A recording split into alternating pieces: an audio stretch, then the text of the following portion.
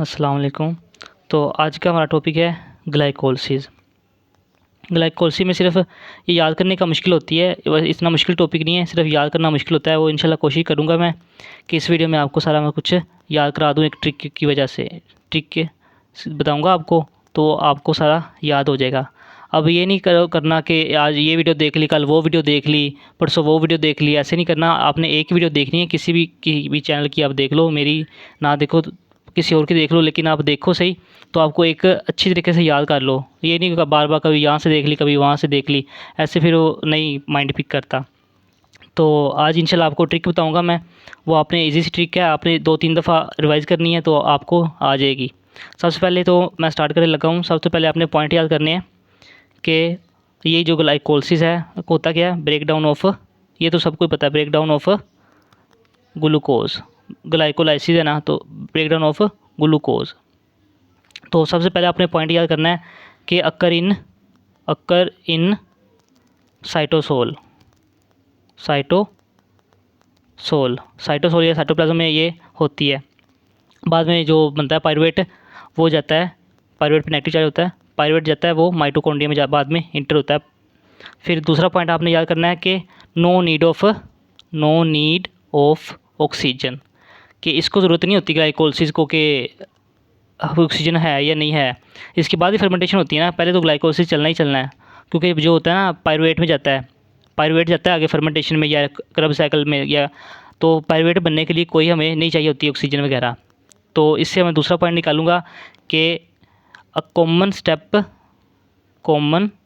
Step in aerobic and anaerobic respiration, कि ये वाहद glycolysis है जो एनारोबिक और एरोबिक में एक होता है। चौथा पॉइंट मैं आपको बताता हूँ कि अक्कर इन ऑल ऑर्गेनिज्म, ये सब में होती है, तकरीबन ऑल ऑर्गेनिज्म में होती है। और फिर मैं पॉइंट आपको बताता हूँ, ये मैंने पॉइंट निकाला हुआ है बुक से के लास्ट से, कि इसमें एंजाइम होता है एक यूज़ होता है फोस्फोफ्रुक्टोकाइनेज इसमें एंजाइम होता है। वो कहाँ पे होता है वो मैं आपको बताता हूँ।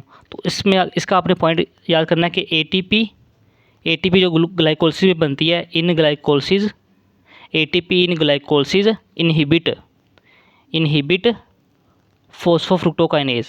जो एटीपी बनती है ना, एटीपी, वो फोस्फोफ्रुक्टोकाइनेज को इनहिबिट करती है।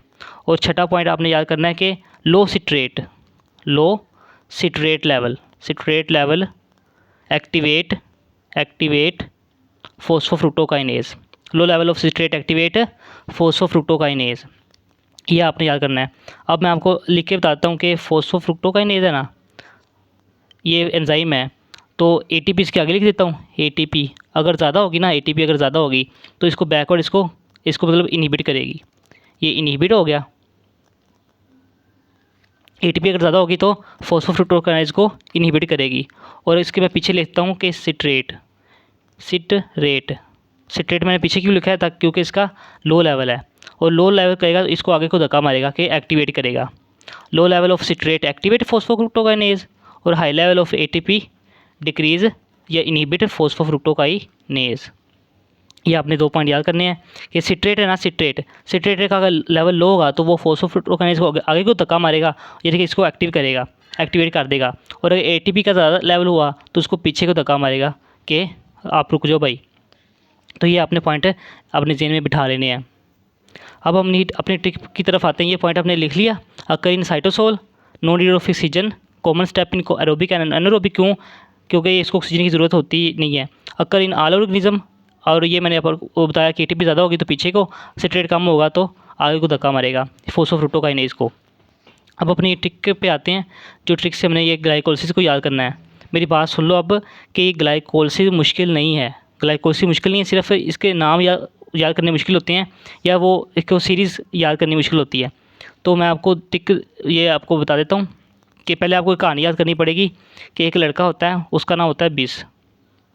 एक पागल लड़का होता है, पागल लड़का होता है बिस। इसकी 2 गर्लफ्रेंड होती हैं, 2 जीएफ होती हैं। अब पागल लड़के की दो जीएफ नहीं ना होती, 2 फिर भी इसकी होती हैं। तो ये पागल सा लड़का होता है, तो इसकी जीएफ क्या करती है, इसको शिफ्ट कर देती है इस 3 पीजी से, पोस्ट ग्रेजुएट या क्लास होती है, इसको 2 पीजी में शिफ्ट कर देती है, 3 Pg से 2 Pg में शिफ्ट कर देती है। क्यों करती है? क्योंकि ये PP बहुत मारता है। बस ये कहानी है हमारी, यही ट्रिक है सारी कि एक बिस लड़का होता है, पागल बिस होता है, उसकी 2 GF होती हैं, वो उसको 3 Pg से 2 Pg शिफ्ट क्यों करती हैं? क्योंकि ये PP हो जाता है। अब ये इसको मैं सीरीज में लिखता हूँ एक सीक्वेंस से कि GF 2 होती है ना, तो GF शिफ्ट करती हैं पागल बिस 3 Pg to 2 Pg। क्यों? क्योंकि ये PP आता है, PP। ये सारी हमारी ट्रिक होगी कि GF पागल बिस को ट्रांसफ़र करती हैं 3 Pg से 2 Pg की तरफ। क्यों? क्योंकि वो PP जाता है। GF पागल बिस 3 Pg 2 Pg PP। GF पागल बिस 3 Pg 2 Pg क्यों? PP। ठीक हो गया। अब मैं आपको बताता हूँ कि ये आपने, क्योंकि हमारे पास टाइम नहीं होता इतना कि हम इसको याद करने लग जाएं, ये आपने जल्दी जल्दी लिख देनी है। GF पागल बिस 3 Pg 2 Pg PP, पागल बिस 3 Pg 2 Pg PP। तो पहला हमारे पास आता है ग्लूकोज। यहाँ पे एक ग्लूकोज चेंज होता है ग्लूकोज 6-फॉस्फेट में। एक एंजाइम होता है हेक्सोकाइनेज, ठीक है, हेक्सोकाइनेज। वो इसको काइनेज, जिस पे भी नाम पे आ जाता है ना काइनेज, वो फॉस्फेट ऐड करता है ग्रुप में। जिस एंजाइम के साथ काइनेज आता है वो फॉस्फेट ऐड करता है अगले मॉलिक्यूल में। इसके साथ आगे ये 6 है ना, तो हेक्सोकाइनेज 6 कार्बन में ऐड करेगा फॉस्फेट, इसके लिए इसको हेक्सोकाइनेज कहा है। फिर आता है ग्लूकोज 6 फिर चेंज होता है फ्रुक्टोज 6-फॉस्फेट में।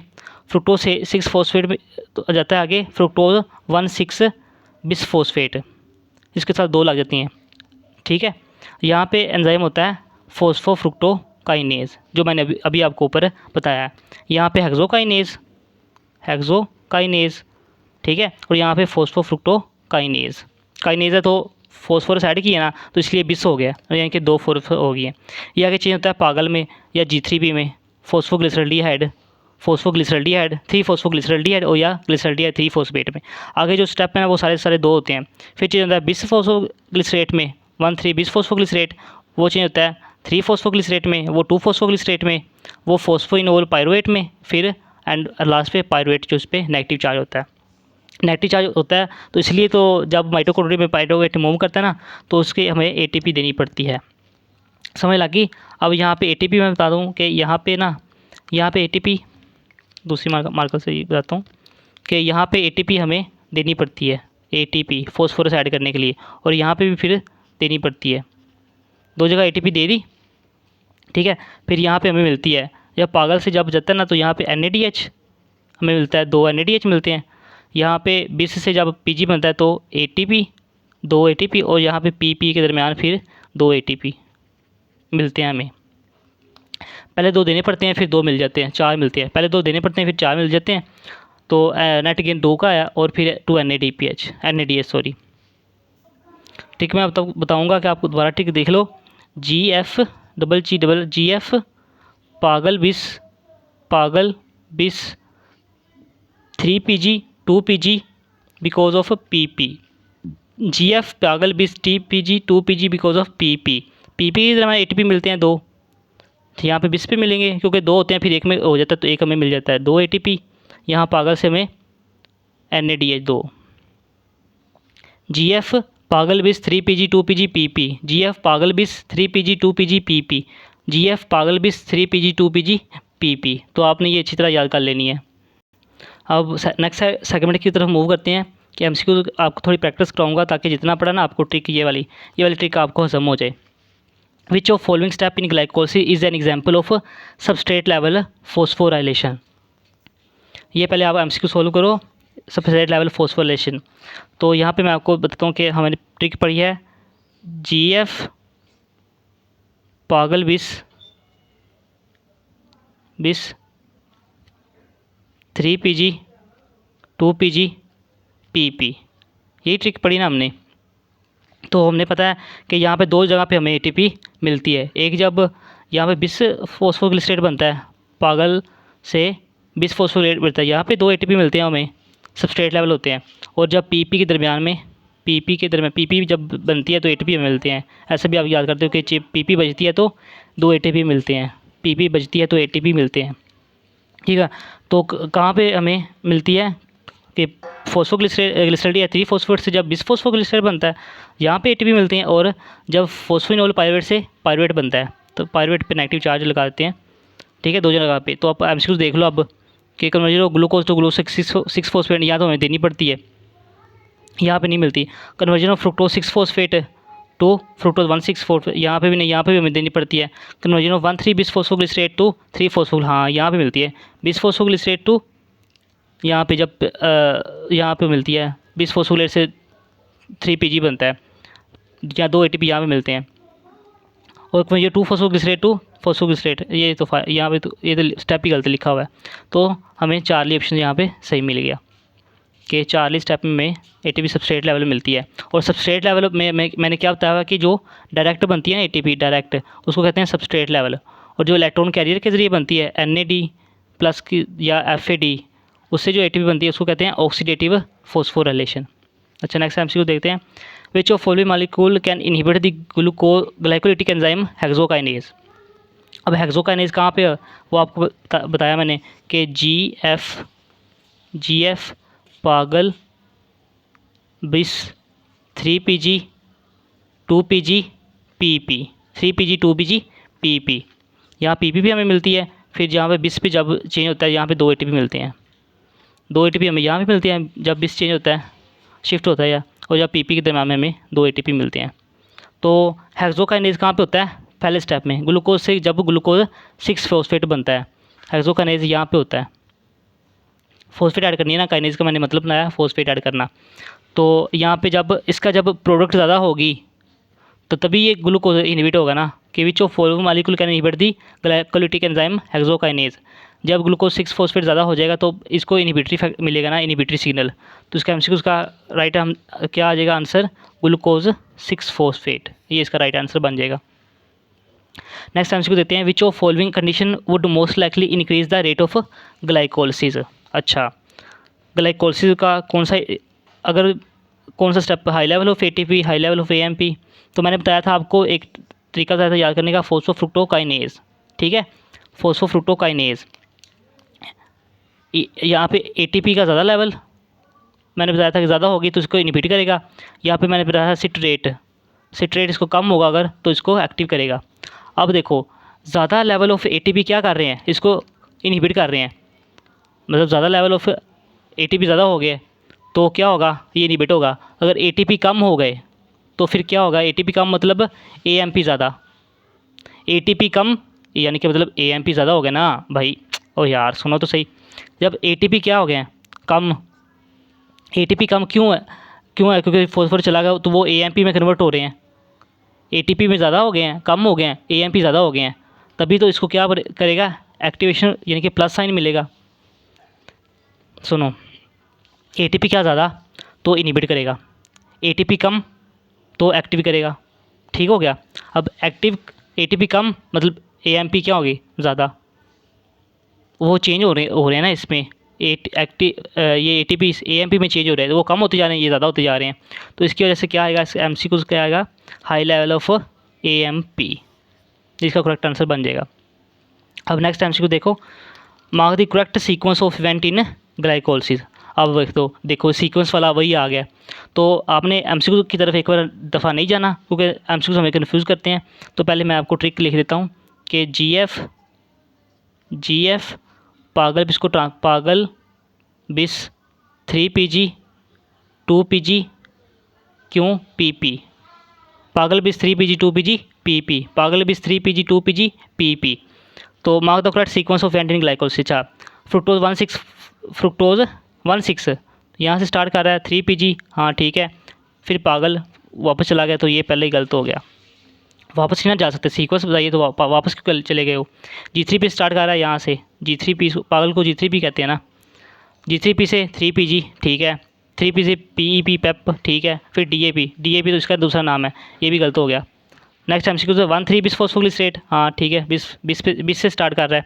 फिर 3PG, ठीक है 3PG, फिर फॉस्फोइनोल पायरुवेट ये आ गया, फिर डाईहाइड्रोक्सी एसीटोन फॉस्फेट, ये इसका नाम ही है। तो वापस क्यों गए हो भाई?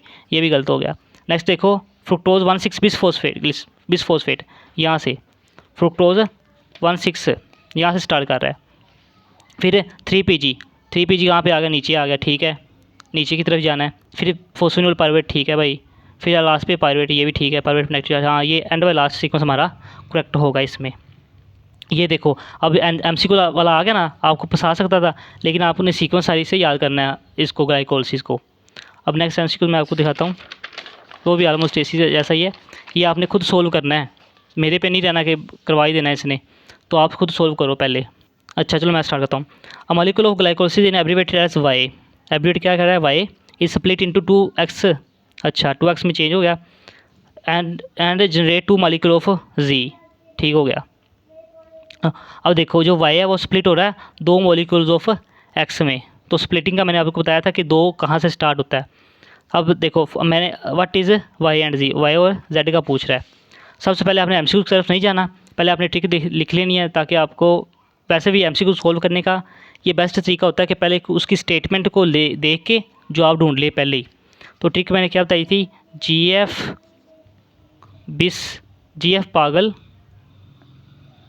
पागल बिस 3 PG 2 PG PP, 3 PG 2 PG PP, पागल बिस 3 PG 2 PG PP। तो क्या कह रहा है कि एक मॉलिक्यूल है वाई, वो स्प्लिट हो रहा है 2 मॉलिक्यूल एक्स में, तो हमें दिख रहा है कि कौन सा मॉलिक्यूल स्प्लिट होता है, फ्रुक्टोज 1,6 बिसफॉस्फेट, फ्रुक्टोज 1,6 बिसफॉस्फेट, ये स्प्लिट है 2 मॉलिक्यूल ऑफ पागल में, या 3 फॉस्फोग्लिसराल्डिहाइड, इसमें चेंज होता है। यहाँ से मैंने बताया था ना कि 2-2 की सीरीज स्टार्ट हो जाती है, ये सारे आगे 2-2 बनते हैं, जितने भी बनते हैं। अच्छा 2 मॉलिक्यूल एक्स, इसको एक्स उसने नाम दिया हुआ है, इसको कह रहा है कि वो वाई है, ये एफ़ वाला क्या है, वाई, हमें पता चल जाए कि एफ़ वाला क्या है, वाई। 2 मॉलिक्यूल को चेंज हो रहे हैं, इसको कह रहा है एक्स कह रहा है, 2x कह रहा है या एक्स कह रहा है, एंड जनरेट 2 मॉलिक्यूल ऑफ जी, तो ये कौन सा जनरेट करता है, 2 मॉलिक्यूल ऑफ जी के, तो ये हमारे पास क्या आ गया, जी। तो यहाँ पे करेक्ट MCQ क्या बनेगा हमारा, जो वाई होगा वो क्या होगा, फ्रुक्टोज 1,6 बिसफॉस्फेट, और हमारे पास जी क्या होगा, 1,3 बिसफॉस्फोग्लिसरेट, बिस का है ना, बिसफॉस्फोग्लिसरेट। तो MCQ आप देखो कि अब मैंने आंसर निकाल लिया ना, अब कौन से MCQ देखो, वाई 1,6 बिसफॉस्फेट और जी कौन सा है, 1,3 बिसफॉस्फोग्लिसरेट। तो हमारा ये MCQ बन गया, चार्ली MCQ तो हमारा करेक्ट बन गया कि वाई हमारे पास क्या है, 1,6 बिसफॉस्फेट और जी क्या है हमारे पास, 1,3 बिसफॉस्फोग्लिसरेट। तो ये थे आज की वीडियो, आपने ये ट्रिक अच्छी तरह याद कर लेनी है, ये नहीं करना आज इससे देख ली कल वो, एक ट्रिक पे रहना है। आप इस ट्रिक, ये वाली ट्रिक देख लो या कोई और ट्रिक देख लो, ये थोड़ी इजी सी है। GF, ठीक है, पागल बिस 3 PG 2 PG PP, पागल बिस 3 PG 2 PG PP, पागल बिस 3 PG 2 PG PP। तो आप ये ट्रिक अच्छी तरह अपने माइंड में बिठा लो, ताकि जब MCQ आए तो आप जल्दी जल्दी से ये लिख लो। तो यहाँ पे ग्लूकोज पे ATP देनी पड़ती है हमें, यहाँ पे ATP देनी पड़ती है, और यहाँ पे ATP हमें NADH मिलता है, NADH2 बिस, जब बिसफॉस्फोग्लिसरेट 3 PG पे जाता है तो 2 ATP मिलते हैं, फिर PP के दरमियान में 2 ATP मिलती हैं। वैसे आप यहाँ से याद करते हो कि जब PP बजती है तो ATP मिलती हैं, जब PP बजती है तो ATP 2 मिलते हैं, इससे भी याद कर सकते हो। तो ठीक है, ये आपकी हमारी वीडियो थी आज की, होप सो आपको इसकी अच्छी तरह समझ आएगी, और जो मैंने ट्रिक बताई इसको आपको समझ आई होगी।